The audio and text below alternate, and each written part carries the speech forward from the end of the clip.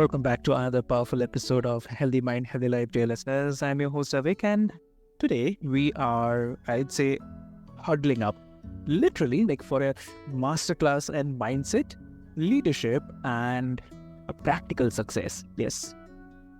And dear listeners, my guests today are two lovely guests. So please welcome Bruce and Duane Gibbs. So welcome to the show. Good morning. Thank you for having us. Yes, it's fun to be here. Looking forward to the conversation. Amazing. And dear listeners, as you know, like before we start delving deep into the conversation, I always introduce you with my guests. So, dear listeners, Mark and Duane are the co-founders of Huddle for the success and the brilliant minds behind the transformative new book, Playbook for Life. Yes. And together, they have created a framework that blends deep mindset mastery with the real world business strategy, helping entrepreneurs and the executives break free from the fear, get unstuck, and also I'd say like create the results that truly last. Yes. So with over 70 years of combined experience, it's to bring the perfect mix of inspiration and implementation. No fluff, no theory, just practical tools that work. And yeah, the great part is like if you have ever felt stuck on your journey to success or wondered like what it really takes to go from plateau to the breakthrough, this conversation might just be your turning point, I would say. So I'll not take much of your time, dear listeners. Let's get started. Welcome to the show again. Hey, thank you. Thanks for having us. Amazing. And so Mark and Duane, like so as we are talking about the Playbook for Life, what inspired you to the two of you to write it? Like, was there a moment or maybe the story where you realized that you need to put this formula into people's hands? Mark, do you want to go or you want me to start? Mark, go ahead. Why don't you start? So appreciate, again, thank you for having us. I would say what really inspired us, and I'd like to back up a little bit of why we came to writing the book. And my life really started, I think, as a young boy from my dad, where he always instilled in my sisters and in my head of going to get a good job, work 30 hours a week, 40 hours a week, 30 years, and just really having a good job. And he was really a mentor for me because I saw his work ethic. I saw how he worked really hard. I was a junior in high school when I'd come home. He was sitting on the couch and he was pretty upset. And, you know, at that point, I really didn't know why he was upset, but he explained to me that he got let go from his job. He was an accountant for a Coca-Cola company, and 20-some years in the business, they let him go. And so at that point, I knew that as much as I wanted to be like my dad and follow everything he said, something instantly changed for me, and I had a different mindset. I did, some reading, and I always wanted to be an entrepreneur. It's something just set me apart. I went to a trade school. I did construction very young. I was a bricklayer. I was a mason, and I worked for a gentleman that had his own business. He was able to write his own paycheck, and he was his own boss. And from that point, I think that it changed my mindset of how I didn't want somebody to dictate and tell me what I was worth. And so fast forwarding, I grew up in Maryland. When I was 19 years of age, I moved to Florida. When my dad lost his job, he and my mom moved to Florida. And so I graduated high school, met up with them in Florida, and I bought some rental property. I read a book. It was called Real Estate of Hurdles and Pitfalls. I read a book, and it was a guy that talked about how you can go out, fix up property, make money, and you're an entrepreneur. That's really what I had a passion for. I had information in construction. And so with that being said, I met the gentleman. I traveled. He had a company that educated people in real estate and mindset. I went to work for him for 15 years and traveled all over the country, educating people on how to invest in real estate. Fast forwarding, when Mark and I created our partnership, he'll tell you his story, but he has a lot of business experience, and we've just collaborated on our journey through life. And really, with my position of traveling for 30 years total, I work for 2 separate companies, and I really listened to people. I would sit across the table from them and listen to what challenges they had and how to overcome them and how to create a better life. And it was always, at the end of the day, what people wanted was they wanted more time. They, as you all know, AI is a big thing in today's world. There's a lot of busyness with social media. And so I think the Playbook really, really fits because we cover a lot of really heartfelt situations that we've been through and been able to instill and combine 70 years of experience into the book itself. And so we've had overwhelming reviews about it, and it was just something that we felt like we needed to put together to where we could hand out to people and get an understanding on they don't always have to be stuck. There's a way of being able to be unstuck. Lovely. And Mark, I mean, if you also want to add. Sure. Duane and I are both big sports fans. You can kind of see in the background of Duane, he's got a Cal Ripken jersey, the ultimate Iron Man of baseball. I grew up in a sports family. I've had a coach since the day I was born. My dad was a phys ed teacher. He coached basketball and sports. So sports is a big theme for both of us. And we find that having a coach and being part of a huddle, being part of a team makes life way easier. If you've got mentors and teammates that can help you through. Life is a team sport. You can't make it through on your own. It takes a partnership. That's why we wrote Playbook for Life, so that we could kind of. Duane and I both read books. I read Robert Kiyosaki and Napoleon Hill, Think and Grow Rich. Books were big mentors for me and Duane. So we thought we could, distill our 70 years down into a playbook to give people an idea of where to start.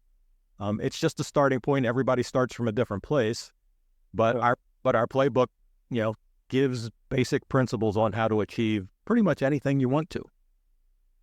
Lovely. I totally agree on this. I mean, and also I really love that from your childhood only you have the coach, and that's a great part of it. But also from the playbook, I'd love to ask, what's the one play from the book that someone could literally run today? Right after listening to feel that breakthrough. What do you say? I'll take this one to start with. I think the first thing somebody has to do to feel the breakthrough is they have to get very clear and focused on what it is they want. Okay. What their goal is. They need to write down their goal in as much clarity as they can.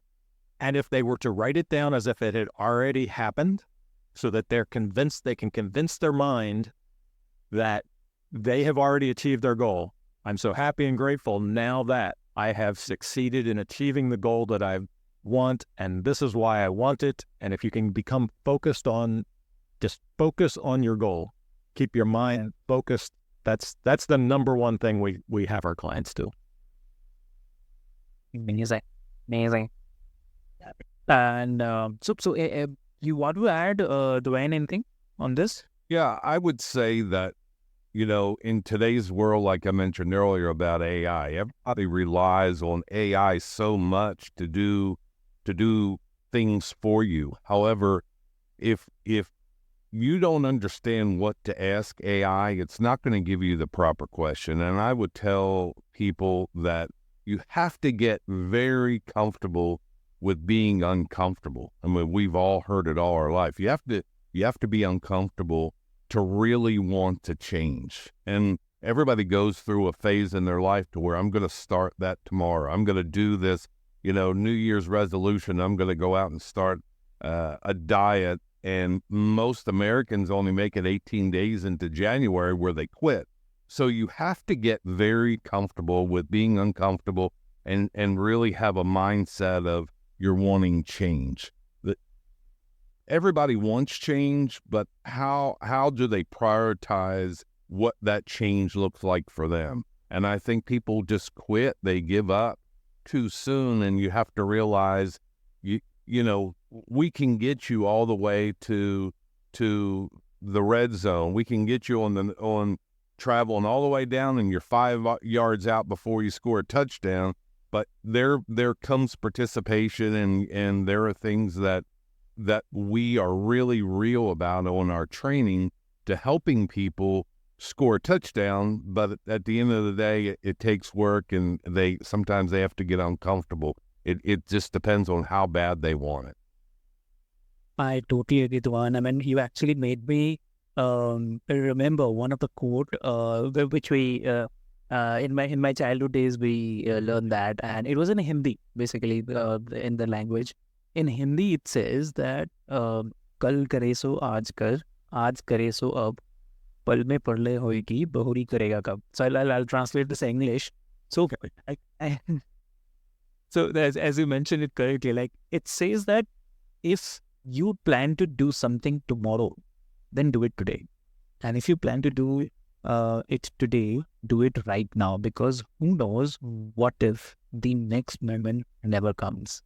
So I totally agree with this, what you mentioned, and thank you so much for sharing that. I mean, it's really great. Yeah, absolutely. We one question we ask our clients a lot of times is, if you knew you were going to die in 2 years, would you continue doing what you're doing now? Think about your life. Think about it. Are you happy with what you're doing? And would you continue to do it? And if not, why not? important. But I agree, perspective, right? So yeah, I'm really loving that. So I mean, it's definitely I love that the discussion, which is I love that both of you make success sound very simple without making it sound very easy. Yeah, I would say success is, everybody wants success. No one wants to lose. No one wants to not leave a legacy, not only for themselves, but for their family. And so, it creates a certain mindset on what success looks like. And I will be honest with you, 30 years of traveling across this world and talking and educating people, there are a lot of people that are scared to death of success. They can accept failure, just like, everybody gravitates towards the news because it's negative. People can handle negative because they can push it off on something else or place blame on someone else. But at the end of the day, I had friends, I had family members that really didn't think that I would succeed in life. And so I knew that proving them differently, it made them feel uncomfortable, because now they feel like they have to go out and do success. And people, create success for themselves. And, there are people that have a hard time succeeding. They just can't accept the wins. And it's once you have succeeded and created something very good for yourself, for your family, you just want to continue to do it. I've heard a couple of your guests on your podcast, Avik, that have all talked about how they get confused. They're scared to reach out. They're scared to take that chance. And yet, once they convince themselves in their own mind that they can take that chance and that they are good enough and that they do know what they need to do, that makes all the difference in the world. If belief is the number one thing everybody needs to succeed. It really is simple. Not easy, but it is simple. That's right. Yeah. Exactly. And what I also feel like belief is something which is a kind of motivation as well. It works as a motivation part as well. I mean, if you are not getting that thrust, so believe in yourself. Like we always say that believe in yourself. Whatever you are doing, definitely will work. Not today, not tomorrow, maybe after 2 days, definitely it can happen. So, yeah, very true, Zaid. Yep. And also when we are talking about the belief, right? So there are a lot of other things as well which come into a picture, which is the fear, failure, inner game. So the undefeated champion is definitely like in most people's minds, right? Like you have both worked with the high performers, and yet even they get paralyzed sometimes. So from that perspective, like if you can share, like what's the one fear that you see come up again and again, no matter like how successful someone looks on the paper. The number one thing that we hear that people fear, I think, is self-doubt.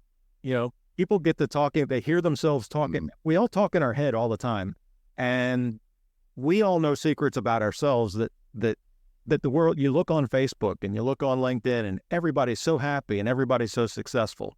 In today's social media world, everybody looks good. Everybody wants to look good. And yet inside your head, you're thinking, oh man, I should have done this, or I should have done that, or why didn't I do this? It's that self-doubt a little bit in everybody's mind that if you can overcome that, it makes the world of difference. Just makes a world of difference. Yeah, I would say, you know, just to reiterate what I said earlier of fear of success. People have fear of success. They have fear of failure, and people are looking for a game plan, and they're looking for someone to take them by the hand, someone that knows more than they do because they want to succeed. And so I think that, you know, with Mark and my experience over 70 years, I always say to people, I don't know everything about everything, but I can tell you a million different ways of how not to do something. And so I would want to work with someone that had more experience than I did in a vast area of mindset, of creating wealth, of creating discipline, about being positive. And so I think that's what we really bring to the table, is being able to overcome challenges that people face day to day. Understood. Lovely. Yeah. So like both of you have mentioned, so if you can share also, like how do you help people move through that? I mean, is there a mindset trick or daily habit, or maybe just having someone call you out when you are getting in your own way? I'd say it's potentially all of that. One of the first things we do is we teach people how their mind works. You've got two parts of your mind. You've got your conscious mind that you see things coming into your conscious mind all the time. You can see, hear, smell, taste, and touch. And you can decide what you think about each thing. Everything can be good or bad. My dad, when he was 78, he was cutting a limb off a tree. He fell out of a tree, broke his back, and he was paralyzed from the knees down for the rest of his life. And he could have seen that as very bad. However, while he was rehabbing, we were in a medical facility at Johns Hopkins, and there were a lot of people that were way worse off than he did. And he chose to take the outlook, I was really lucky to only be paralyzed from the knees down. And he continued to be a motivational person for everybody that he met, even though he was a gym teacher. He was in better physical shape than I was when this happened to him, and he was 78. And he remained that motivating person. So we teach people that your subconscious mind can't decide. Your subconscious mind cannot decide whether something's real or not. It just accepts everything that comes in. And the best example of that is when we're born and we're born, we don't know how to speak. We don't really have a conscious mind. I've tried to think back that the earliest day I can remember, I think I was probably 3 or 4. I remember my mom and dad reading me a book. And I remember that day, but I can't remember a whole lot of other stuff. But I did learn to speak before that, because our subconscious mind absorbs our surroundings and learn to speak. If I'd have grown up in India, I'd have understood what you said earlier, and yet, I didn't learn India because I didn't learn to speak that language. But had I been born in your country, I would have been able to do that. I wouldn't have known how to speak English probably nearly as well as you do. Yeah. Yeah. So we teach how the mind works, and then we teach people how to reprogram their mind to achieve the goals they want. One of the easiest ways to be productive is to write down the 6 things you need to do to move your goal forward every night before you go to bed, and work on them and put them in order. Work on the first one first. That was a technique that Charles Schwab paid $25,000 for in 1920. Oh. So if he paid $25,000 for that in 1920, that would have been the same as $590,000 in today's dollars. That's how valuable he thought that lesson was. And write down your list of to-dos and do what you need to know. As your quote was earlier, do it now. Yeah. Do it now. Exactly. Do it now.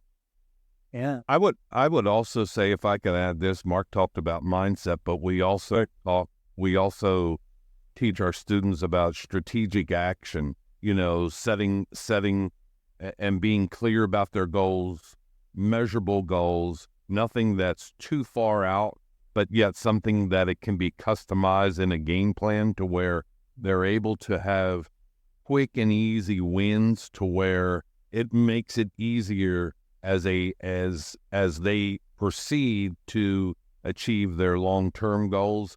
And also accountability. I mean, we explain to people that accountability and execution is really big. So, people that we help train through our mastermind, we have weekly support, we have progress tracking, and then we give feedback, constructive feedback on how we're able to help people succeed.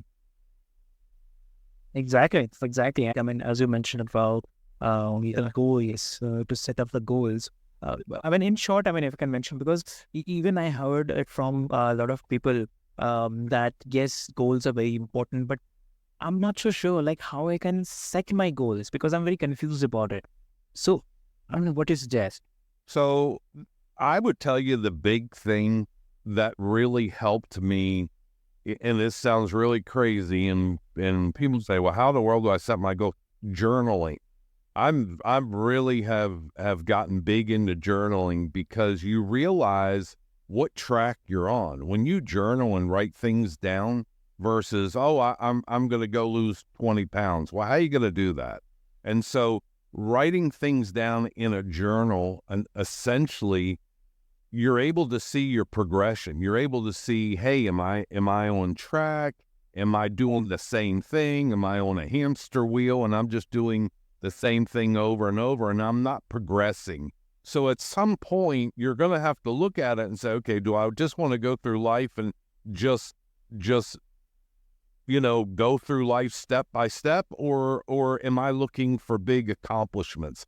And then so from journaling really phases into goal setting. So goal setting is very powerful, but until you start journaling and writing things on paper, you don't know what you're not doing and you can't identify the problem.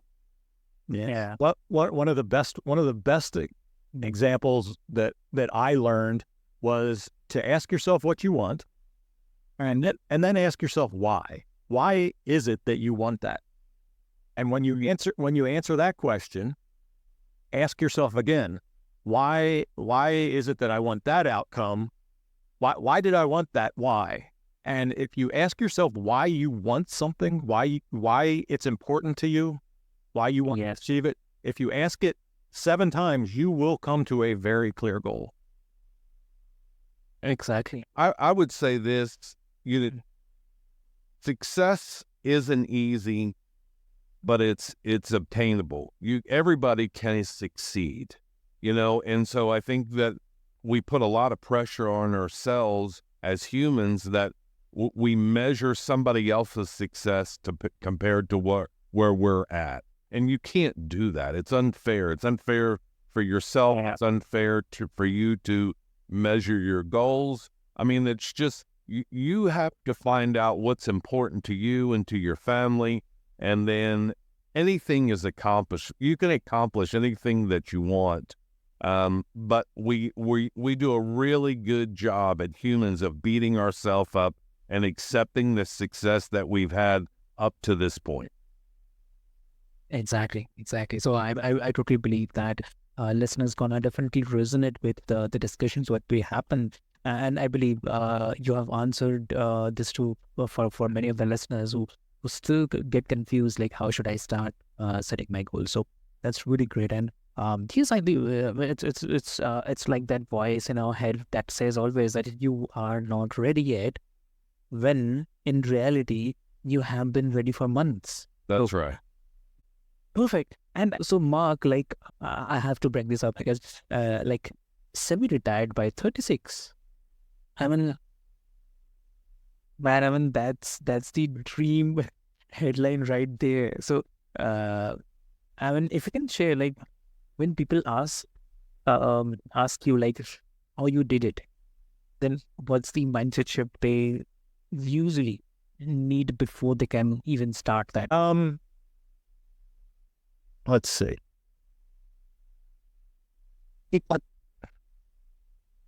Desire, clarity, and belief are the three most important things to achieving anything you want. Okay. I've been lucky. I've been lucky in that I've had a coach all my life, and coaches are people that can look from the outside. Sometimes I've tried to help myself sometimes, and tried to design certain things and have been stuck, and yet someone else can look on the outside and it's very simple. I've been fortunate to learn from my dad and from my other coaches how to help observe other people when they get stuck and point them in a direct.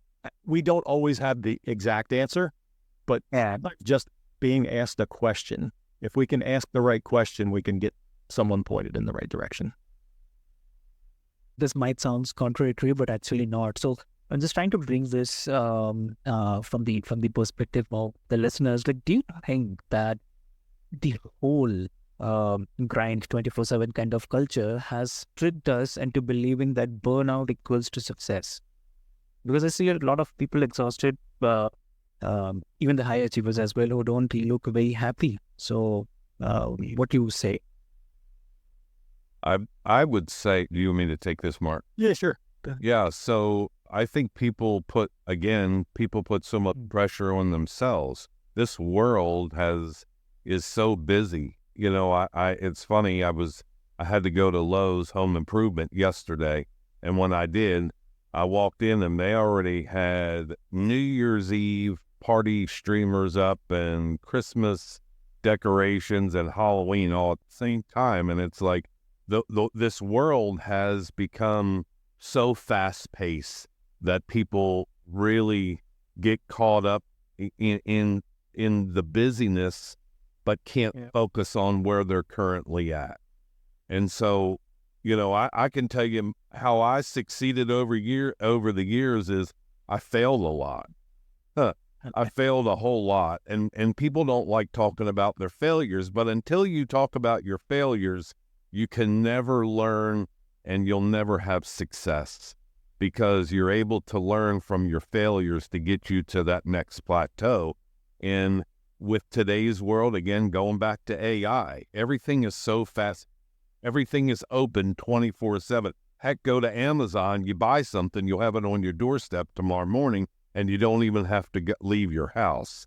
You know, if you look at Walmart, Walmart delivers within an hour. So, you know, we've all have become, I call lazy.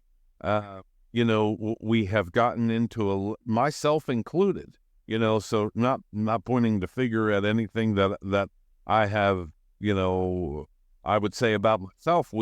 It's just the way that the world has become. Everything's so fast paced, and we can't step back and really analyze what what am I doing wrong? Where essentially you may not be, you may not be, but the world has told us that if you're not up with the times, or you're not getting the new iPhone 17 right today, you're behind times, and it's so not true. Yeah. One of Duane and I's favorite books is called U Squared by Price Pritchard. And the first story talks about how there's this fly in a cabin, and it's trying to get out of the window, and it keeps buzzing and beating itself against the window, trying to get out and work harder. And if it could fly harder, it could get out of the window. And the reality is the door on the other side of the room was completely open to the outside.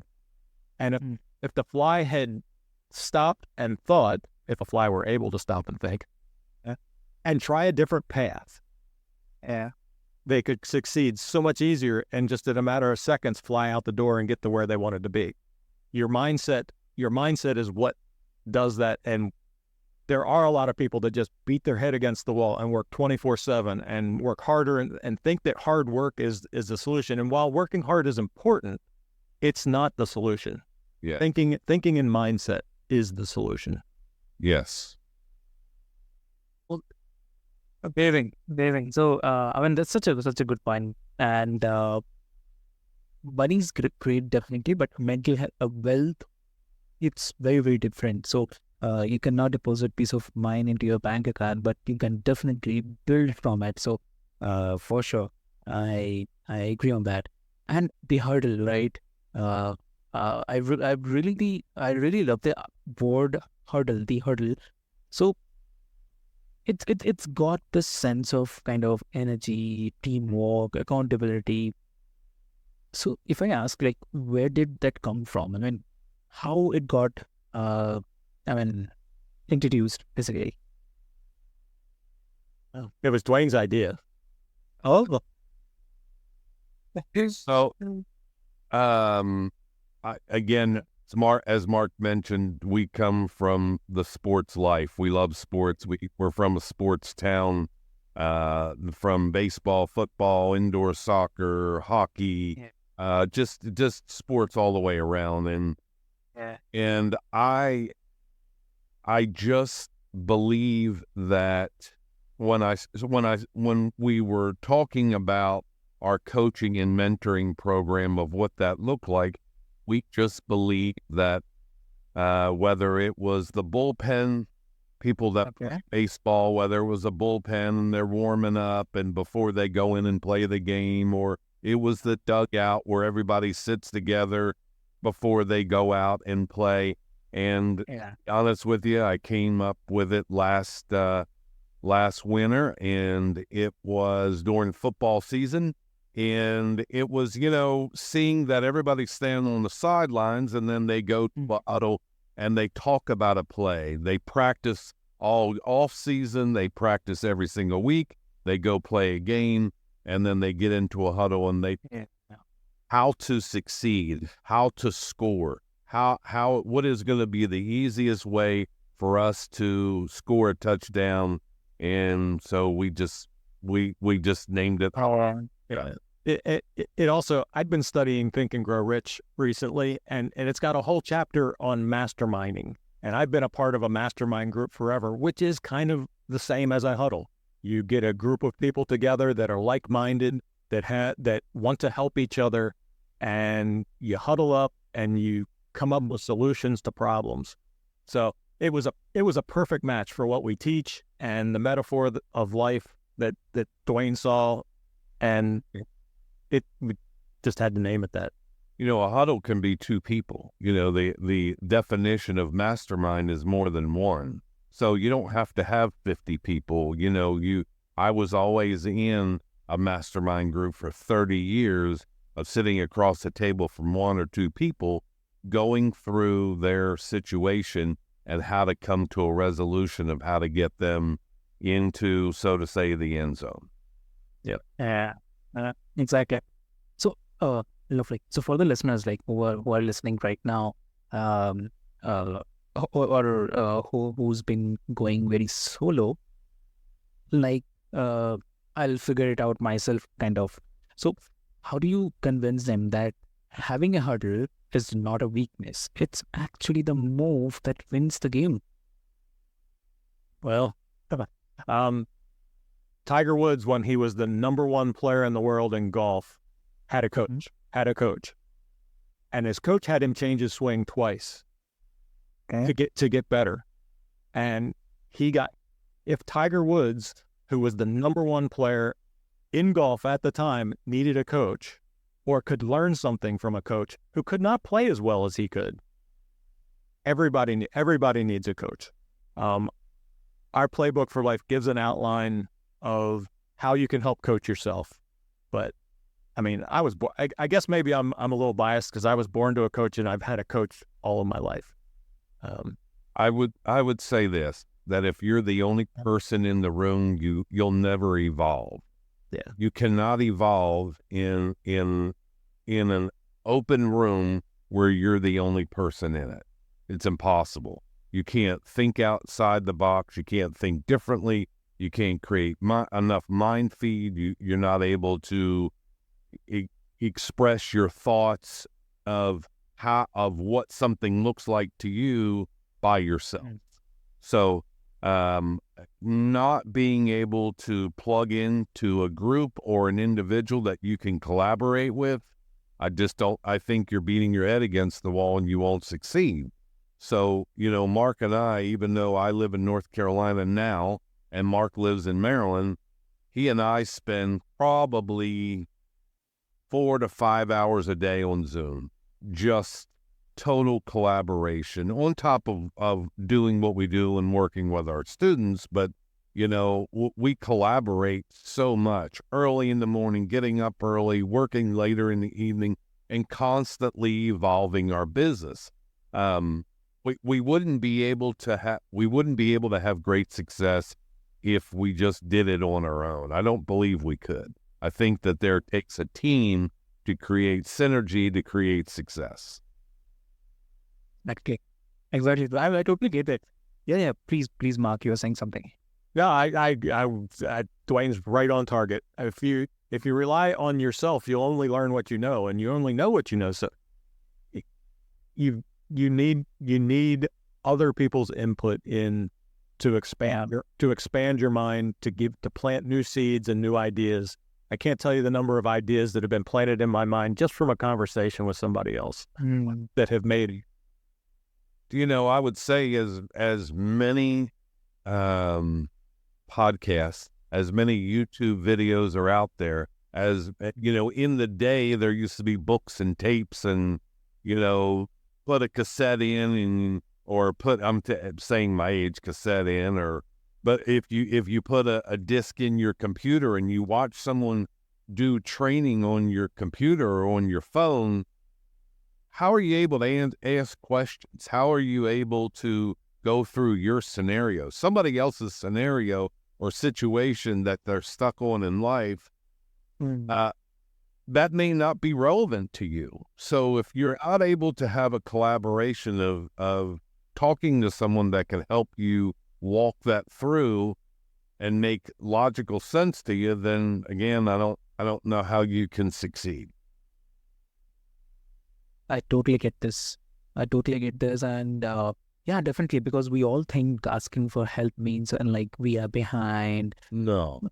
Yeah, but the truth is champions always have a team. I mean, without team, it is not possible. No one wins the Super Bowl alone. So yeah. So you're so right. You've nailed it. You nailed it on the head. That's right.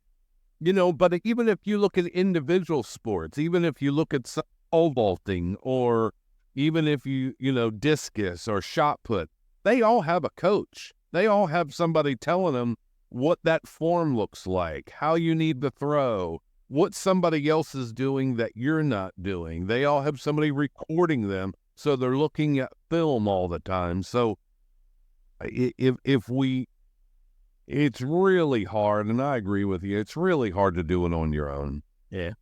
Right. Yep. Individual sports players always have a team behind them. Every single one. Yeah. I agree. Differently. So And also before we wrap, I would definitely love to end this part as a something fun. Like if this episode was your kind of you say halftime pep talk, okay? So what's the one immediate move our listeners can make the moment they hit stop on this episode? I mean, Oh, I know. Go for it.